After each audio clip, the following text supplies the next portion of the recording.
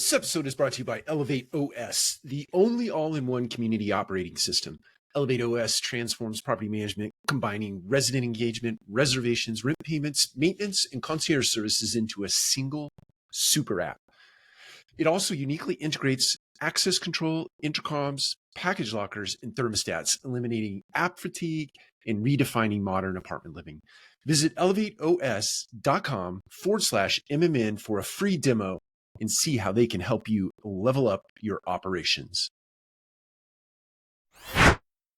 What if your next hire ends up being the biggest disaster in your organization?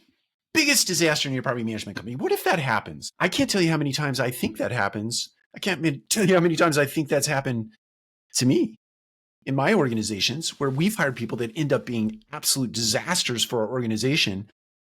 And it's not because of who they are as people, who they are as humans. It's rather because when you hire somebody in the multifamily space, you're typically doing it from a competitor.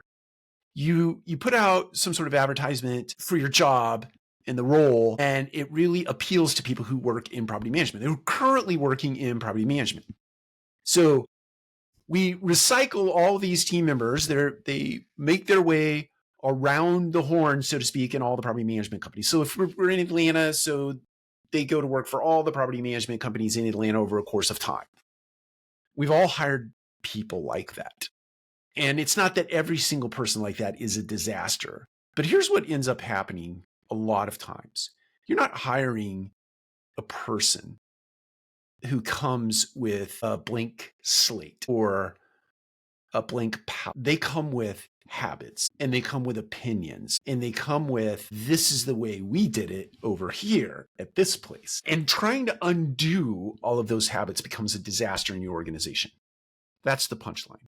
You hire people who bring along habits and assumptions and biases about the way that their company did business versus the way your company does business.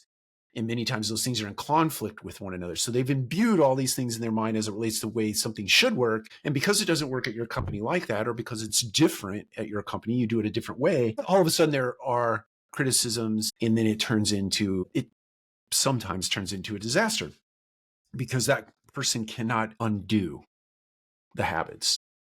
They continue to work in that manner versus the manner that you want them to work in, and it just causes conflict. So we need to stop defaulting to easy wins. I know it's very hard to hire people today. It's been very hard for several years on the service side of the business, on the leasing side of the business. Hard to find good people. So what we traditionally default to is hiring people that have been in the industry before. But if you think about companies like Apple or big brand names, they don't hire people from other companies that do what they do.